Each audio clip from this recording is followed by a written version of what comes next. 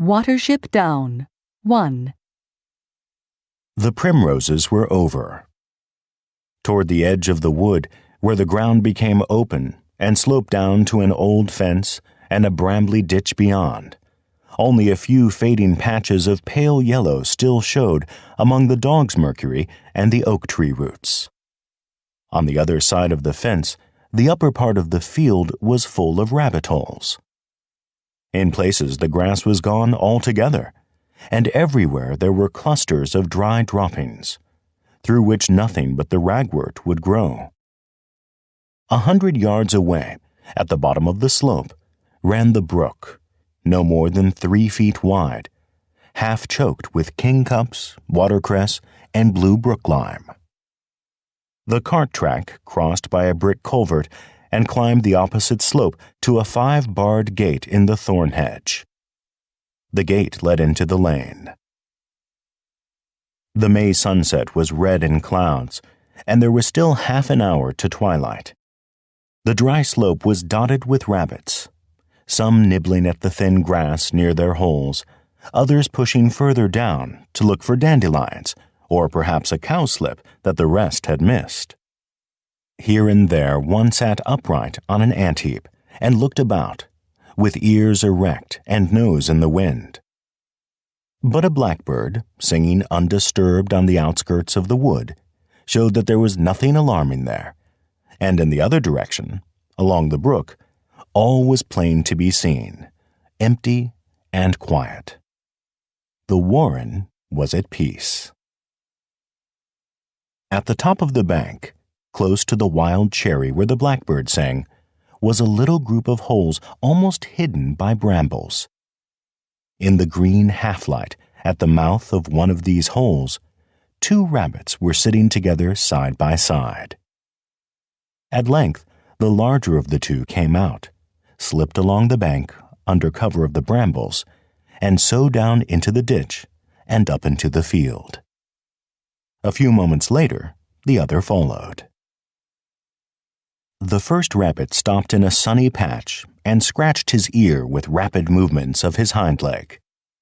Although he was a yearling and still below full weight, he had not the harassed look of most outskirters, that is, the rank and file of ordinary rabbits in their first year who, lacking either aristocratic parentage or unusual size and strength, get sat on by their elders and live as best they can, often in the open, on the edge of their warren. He looked as though he knew how to take care of himself. There was a shrewd, buoyant air about him as he sat up, looked around, and rubbed both front paws over his nose. As soon as he was satisfied that all was well, he laid back his ears and set to work on the grass. His companion seemed less at ease. He was small, with wide, staring eyes, and a way of raising and turning his head which suggested not so much caution as a kind of ceaseless, nervous tension. His nose moved continually, and when a bumblebee flew humming to a thistle bloom behind him, he jumped and spun round with a start that sent 2 nearby rabbits scurrying for holes before the nearest, a buck with black-tipped ears, recognized him and returned to feeding. "Oh, it's only Fiver," said the black-tipped rabbit, "jumping at bluebottles again.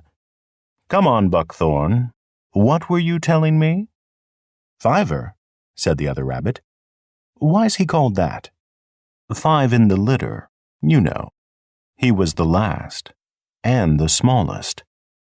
You'd wonder nothing had got him by now. I always say a man couldn't see him, and a fox wouldn't want him.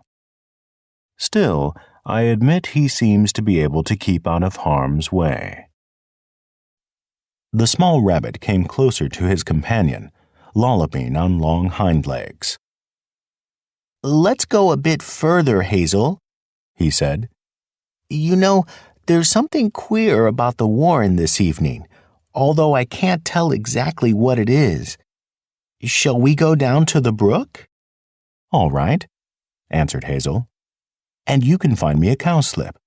If you can't find one, no one can. He led the way down the slope, his shadow stretching behind him on the grass.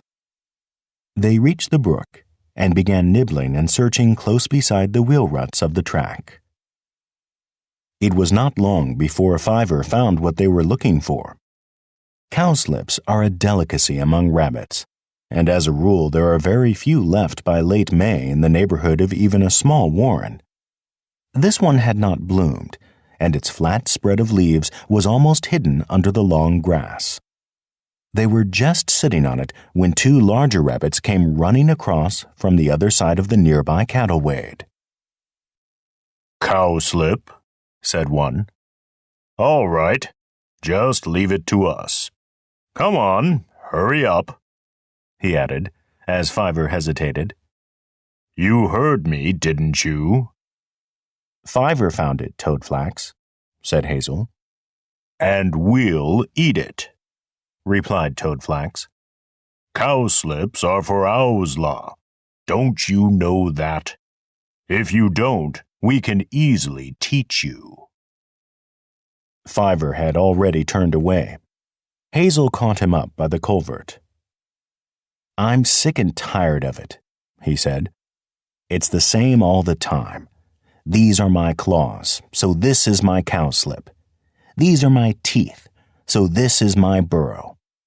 I'll tell you, if ever I get into the Owslaw, I'll treat outskirters with a bit of decency."